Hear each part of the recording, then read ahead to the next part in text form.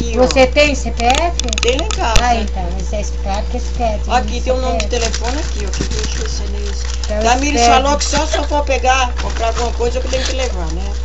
Tamires é.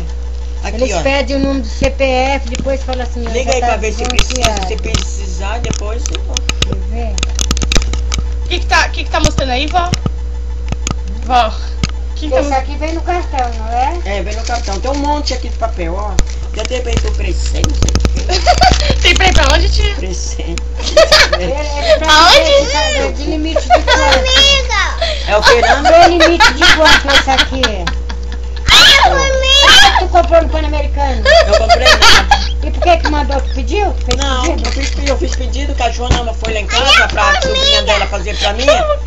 É de lá da loja, como é que chama? Que é aquele Ô, tia. Da CIA. Mas esse Pan-Americano... Eu uma vez veio pra Iracica, ela fez compra no Eu Pan-Americano. não fiz nada.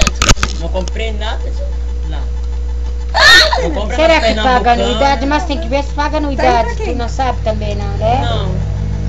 A Tamires olhou e falou assim, Lourdes, tu tem, dona Lourdes, tu tem que ir a mãe dela tem. Tem promoção pra ir pra onde, tia? O Hopi-Hari é bom. É pra onde que tem Porque promoção, tem ó, tia? limite de 4 mil, é 4 mil, é. Limite de 1.200, limite de Pode fazer 600, não tem empréstimo em 400 banco. não. Olha, tá Limite rica! de 200 e 100, eu leio conforme o limite aqui tem. É, Aqui fazer tem um monte empréstimo. E tem que ir pra onde? Eu não vi, tia.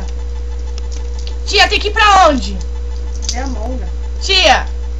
Tia, tem que ir pra onde, Ah, tia? Nana, se eu precisar, eu trago. Ah, é gratuito, sem anuidade, aí ó. E aí- Tá marcando aqui sem anuidade, é. Como assim? Não paga anuidade. Não. O Cláudio falou que foi na casa do Cláudio hoje, que podia ter levado pra ele, que ele... Ô, tia!